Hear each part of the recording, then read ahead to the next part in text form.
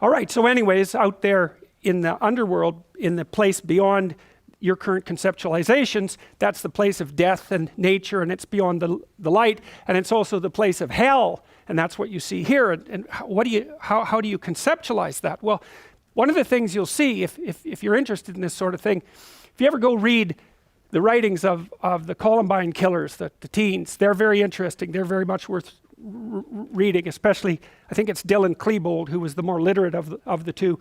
But he tells you exactly where he went after brooding and brooding and brooding on his isolation and segregation from mankind.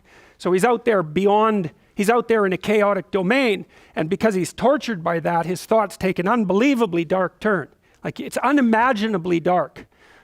If you're interested in that sort of thing, you could read that. There's another book you could read called Panzram, Panzram, and it's a fascinating book. It's about this guy who, I think he raped 1,200 men. So that sort of tells you what sort of guy he was. Extraordinarily physically powerful and brutal and malevolent. And he was kind of a juvenile delinquent type, and they put him in a reform school, and he was not well treated in that reform school. It's sort of like the worst of the Canadian residential schools.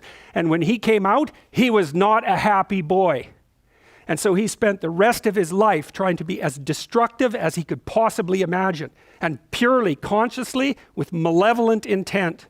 And then, and believe me, he was pretty destructive. He kept track of the dollar value of all the buildings he burned down. He tried to start a war between Britain and the United States. Like, he was all out for all-out mayhem.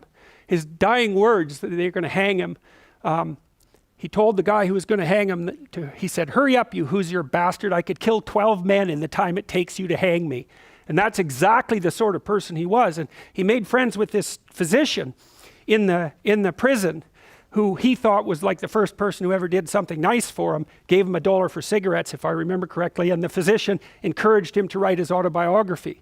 And so he did, and it's available. And so if you want a view, because you always think of people, you think, well, people have good intentions, that you especially think that if you're naive and agreeable. So all of you who are sitting there out there thinking people have good intentions, you're probably high in agreeableness. But that's not always the case. People can have very dark motivations that are fully conscious and very well elaborated. And Panzram he was smart. And his book is very well written, and he tells you exactly why he thought the way he thought. And so it's a good glimpse of exactly this sort of thing, where you can get to, if you want to, by brooding on your specific misfortune. And his basic credo was that human beings were so reprehensible that they should just be eliminated.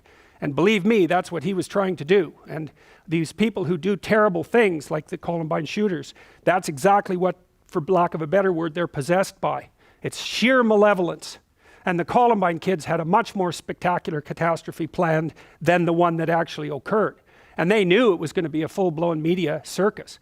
And lots of these people who engage in those sorts of mass murders, they know about the other mass murderers, and they're engaged in a competition. And the competition is who can do the most brutal thing the fastest, something like that. So you can't just be thinking about people who have good intentions but have somehow gone wrong. If you ever meet someone who isn't like that and you think that, you're just a tree with ripe fruit to be plucked. So you don't want to be in that situation. You have to keep your eyes open. And so